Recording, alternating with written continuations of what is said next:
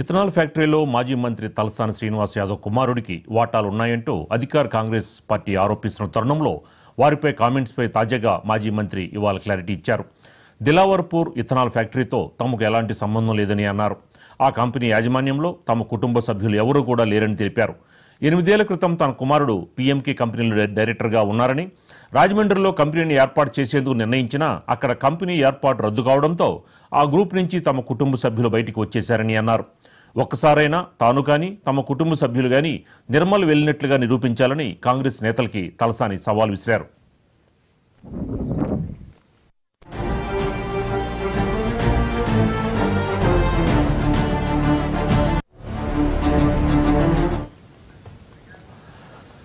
నిర్మల్ జిల్లాలో దిలావర్పూర్లో ethanol factory ఏర్పాటు రణరంగంగా మారిన విషయం తెలిసిందే. తమ ప్రాంతంలో ఈ ఫ్యాక్టరీని ఏర్పాటు చేయకూడదంటూ గత 130 రోజులుగా గ్రామస్తులు నిరసన వ్యక్తం చేస్తున్నారు.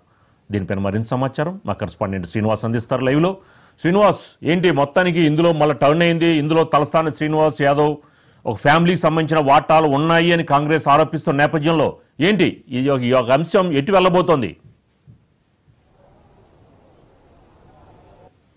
సీతారామరాజు, ఇక మరి అధికారంలో ఉన్న పార్టీకి సంబంధించిన మంత్రి కావచ్చు, అలాగే టీపీసీసీ అధ్యక్షుడు మహేష్ కుమార్, సీతక్క ఇద్దరు కూడా మరి ఏదైతే దిలావర్పూర్కు సంబంధించిన ఇథనాల్ ఫ్యాక్టరీ విషయంలో మరి దీంట్లో కేటీఆర్కు అలాగే తలసాని కుమారుడికి కూడా వాటాలు ఈ పాపం అంతా వాటికి సంబంధించిందే. రైతులకు క్షమాపణ చెప్పాల్సిందే అంటూ కూడా మరి మంత్రి సీతక్క సవాల్ చేశారు. At the same time TPCC అధ్యక్షుడిగా ఉన్న మహేష్ కుమార్ గౌడ్ కూడా మరి దీని పట్ల చర్చకు రావాలంటూ కూడా సవాల్ విసిరారు.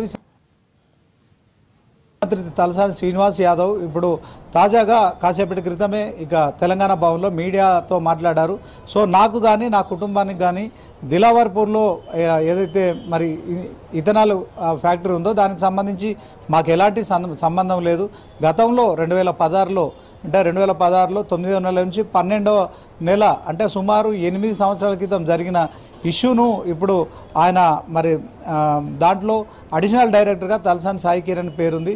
సో దాంట్లో ఆయన 3 నెలలు మాత్రమే ఉన్నాడు. ఆ తర్వాత ఆ డైరెక్టర్ పదవి కూడా రాజీనామా చేశారు. అయినప్పటికీ కూడా ప్రభుత్వం ప్రజలను డైవర్ట్ చేసేందుకు మరి ఇక మాపై బీఆర్ఎస్ పార్టీపై బురద జల్లే కార్యక్రమం చేస్తున్నారు. ప్రజలు చాలా ఇబ్బందుల్లో ఉన్నారు.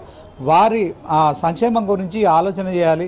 1 ఇయర్ అవుతోంది కాంగ్రెస్ అధికారంలోకి వచ్చి, ఇప్పటి వరకు మరి డైవర్ట్ పాలిటిక్స్ మాత్రమే చేస్తున్నారు. సో ప్రజలు ఇబ్బందులు ఉన్నారు, వారి గురించి ఆలోచించాలి. ఇక మరి బాధ్యతాయుతమైన పదవుల్లో ఉన్న మంత్రి కావచ్చు, టీపీసీసీ అధ్యక్షులు కావచ్చు, మరి కొన్ని ఆరోపణలు చేసే క్రమంలో పూర్తిగా నిజాలు నిర్ధారించుకొని మాట్లాడాలి. సో అనవసరంగా మరి మా కుటుంబాన్ని వివాదంలోకి లాగుతున్నారు. ఎప్పుడో రాజమండ్రిలో ఏర్పాటు చేస్తామనుకున్న సంబంధించిన కంపెనీకి 7-8 సంవత్సరాల క్రితము అతను ఒక 3 నెలలు మాత్రమే డైరెక్టర్గా ఉన్నాడు. ఆ తర్వాత ఆ పదవి కూడా రాజీనామా చేశాడని చెప్పి కూడా మరి మీరంతా కూడా మీడియా వాళ్ళు కూడా చూసుకోవచ్చు, గూగుల్ నుంచి డౌన్లోడ్ చేసుకోవచ్చు. ఇప్పుడు ఆ కంపెనీకి సంబంధించిన డైరెక్టర్లు ఎవరు ఎంతసేపు ఉన్నారు అనే దాని పట్ల కూడా క్లారిటీ తీసుకోవచ్చు. అట్ ద సేమ్ టైం ఇక ఇప్పుడు తాజాగా కొనసాగుతున్న వివాదంలో కూడా మమ్మల్ని ఇబ్బందులకు గురి చేస్తున్నారు. సో మా కుటుంబాన్ని అనవసరంగా ఈ యొక్క ఇథనాల్ పరిశ్రమ విషయంలో దిలావర్పూర్కు సంబంధించిన ఇష్యూలో కూడా మాపై ఆరోపణలు చేయడం కరెక్ట్ కాదు. సో ముందుగా మీరు పూర్తి స్థాయిలో ఏదైతే మరి ప్రజాప్రభుత్వం పేరుతో మీరు అధికారంలోకి వచ్చారు, సంవత్సరం సమయం దగ్గరకు వస్తుంది. అయినప్పటికీ కూడా మీరు ఇచ్చిన 6 గ్యారెంటీలు కావచ్చు, సో వాటన్నిటిని కూడా అమలు చేయకుండా మరొకసారి ప్రతిపక్షంలో ఉన్న మేము ప్రశ్నిస్తున్నాం కనుకనే మాపై మరి తిరుగుబాటు చేస్తున్నారు, ఎదురుదాడి చేస్తున్నారు. సో ఇది కాదు కావాల్సింది తెలంగాణ ప్రజలకు. మీరు ఖచ్చితంగా ఏదైతే ప్రజలకు ఇచ్చిన గ్యారెంటీలు ఏవైతే వాటిని అమలు చేయండి. సో ఇథనాల్ విషయంలో మేము బహిరంగ చర్చకు రావడానికి సిద్ధంగా ఉన్నాము. సో దీంట్లో ఎట్టి పరిస్థితుల్లో వెనక్కి తగ్గేది లేదు. సో ఇథనాల్ కంపెనీతో మా కుటుంబానికి సంబంధం లేదు. ఈ విషయంలో ఎక్కడికంటే అక్కడికి మరి చర్చకు రావడానికి మేము సిద్ధంగా ఉన్నామని చెప్పారు. At the same time KTR పేరు కూడా మీరు ప్రస్తావించారు. సో దీంట్లో ఈ కంపెనీకి సంబంధించి రాష్ట్ర ప్రభుత్వానికి ఎలాంటి అధికారం ఉండదు. దీంట్లో పూర్తిగా అనుమతులు ఇచ్చేదంతా కేంద్ర ప్రభుత్వం పరిధిలో ఉంటుంది కనుక ఈ విషయాలన్నీ తెలుసుకొని మరి ఏదైనా ఆరోపణలు చేసిన క్రమంలో ఖచ్చితంగా నిర్ధారించుకోవాలని కూడా ఆయన సూచించడం జరిగింది. సీతారామరాజు. శ్రీనివాస్, అలాగే ఏంటి ఆ ప్రాంత MLA BJP MLA Aleti Maheshwar Reddy ఈ యొక్క ఇథనాల్ ఫ్యాక్టరీ అంశంలో ఎందుకని ఇప్పటివరకు కూడా ఆ ప్రజలతో కానీ ఆ రైతులతో కానీ వాళ్ళతో మాట్లాడి ఈ యొక్క సమస్యని మరి పరిష్కరించలేదు? గత 130 రోజులుగా వీళ్ళ యొక్క ఇలాగా ఆందోళన చేస్తున్నా సరే ఆ ప్రాంత ఎమ్మెల్యే ఎందుకని స్పందించలేదు అని కూడా వార్తలు వస్తున్నాయి. మరి దీనిపై ఆయన ఏమైనా స్పందించంటారా స్థానిక ఎమ్మెల్యే?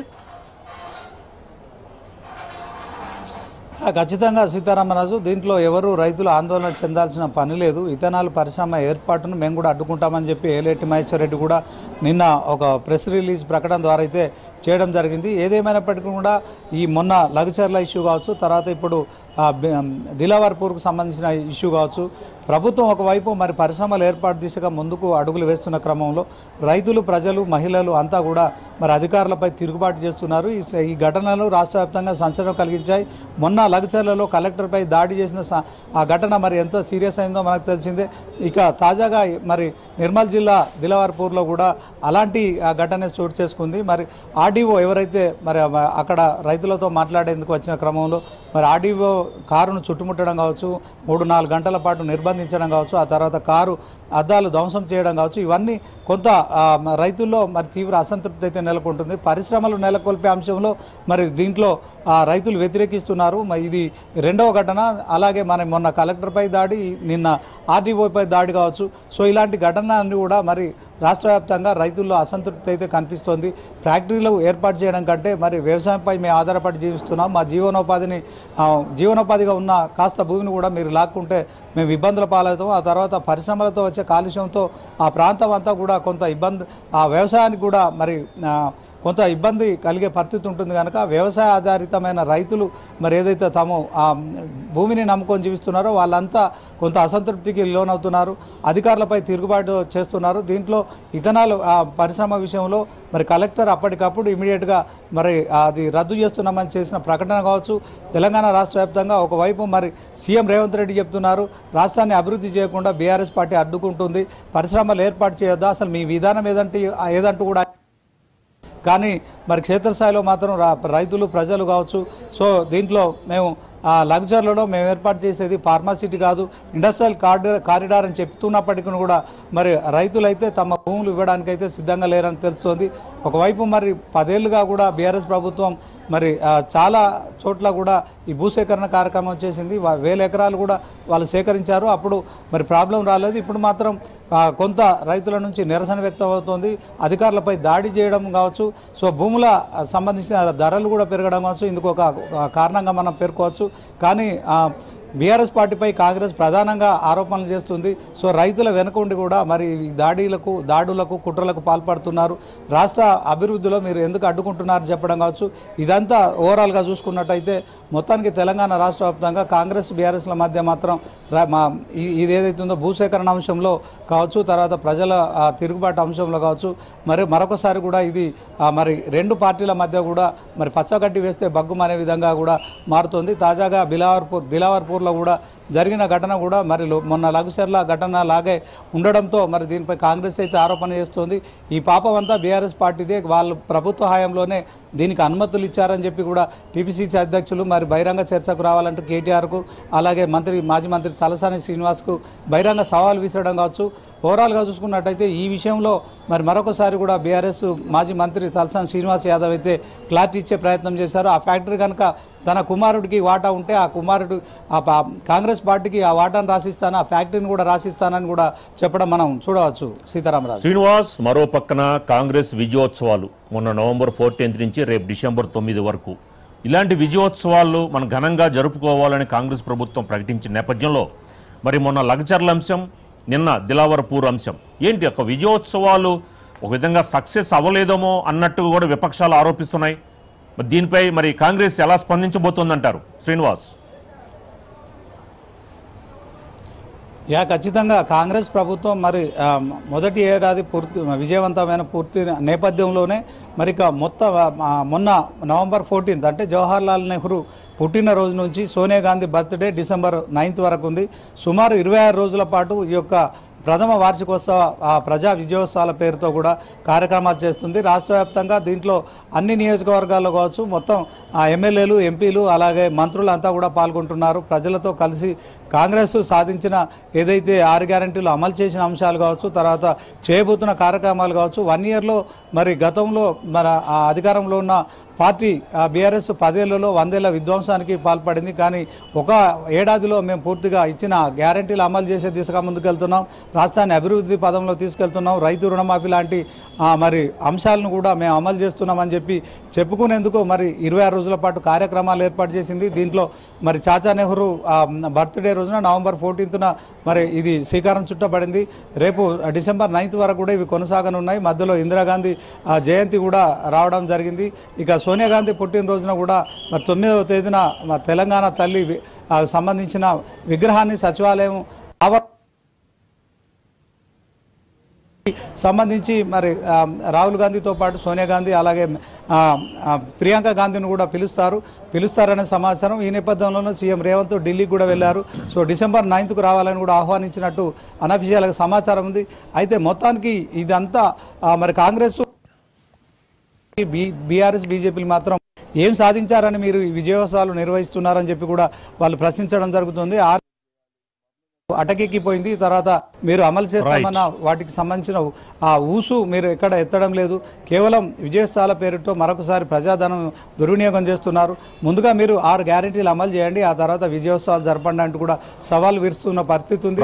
మొత్తానికి కాంగ్రెస్ చేపట్టిన 26 రోజుల పాటు ప్రథమ వార్షికోత్సవ ప్రజా విజయోత్సవాలు మాత్రం కొంత మీరు అన్నట్టుగా ఈ ప్రజల నుంచి కావచ్చు, రైతుల నుంచి లగచర్ల ఇష్యూ కావచ్చు, మరి దిలావర్పూర్కు సంబంధించిన ఇష్యూ కావచ్చు, రైతులు ప్రజలు మహిళల నుంచి అయితే కొంత వ్యతిరేకత మరి ఎదురవడం మాత్రం కొంత ఇది ఆందోళనకరంగా మారిందని చెప్పుకోవచ్చు. ఒకవైపు రేవంత్ ప్రభుత్వం పరిశ్రమలను ఏర్పాటు చేస్తున్నాం, దీనికి బీఆర్ఎస్ అడ్డుకుంటుంది అని చెప్పి ప్రచారం చేస్తున్నప్పటికీ కూడా మరి బీఆర్ఎస్ఏ దీని అంతా వెనుకుండి ప్రజల్ని రైతులను రెచ్చగొడుతున్నారని చేస్తున్న పరస్పర ఆరోపణలో మాత్రం కొంత ఆందోళన, కొంత అయోమయం అయితే సృష్టిస్తున్న పరిస్థితి కనిపిస్తోంది. Sitaramaraju. Right, thank you Srinivas.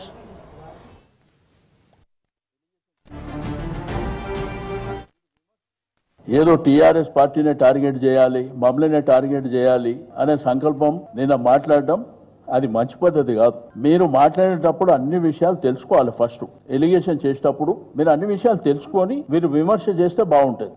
Permission ఇచ్చేదేమో గవర్నమెంట్ ఆఫ్ ఇండియా, ఇక్కడనేమో సింగిల్ విండో పెట్టారు. ఆ అప్రూవల్ అనేది సింగిల్ విండోలో పోతాయి. అది తెలుసుకుంటే మంచిగా ఉంటుంది. ఒకవేళ నిజంగా సంబంధం ఉంటే నేను రాసిచ్చేస్తా అంటున్నా కదా, మీరు డాక్యుమెంట్ ఏమన్నా రెడీ ఉంటే తెచ్చుకోండి, రాసిచ్చేస్తా అని చెప్తున్నా. దాంట్లో ఎనికి తగ్గేది ఏం లేదు. నేనేమంటా, మీరు ఎప్పుడన్నా కానీ విమర్శలు చేసేటప్పుడు అథెంటిక్గా చేయండి. ఏది పడితే అది మాట్లాడకండి. ఎందుకంటే మీరు బాధ్యత గల వ్యక్తులు. అబాస్ పాలు కావద్దనే మీకు. రెండోది, నేను వాళ్ళు చెప్పవలసిన అవసరం లేదు. మీరు గూగుల్లోకి వెళ్తే టోటల్ ఇన్ఫర్మేషన్ మీకు నేను దాంట్లోకి తీసేదే ఇప్పుడు మీకు ఇచ్చినాయి. ఏదో టీఆర్ఎస్ పార్టీ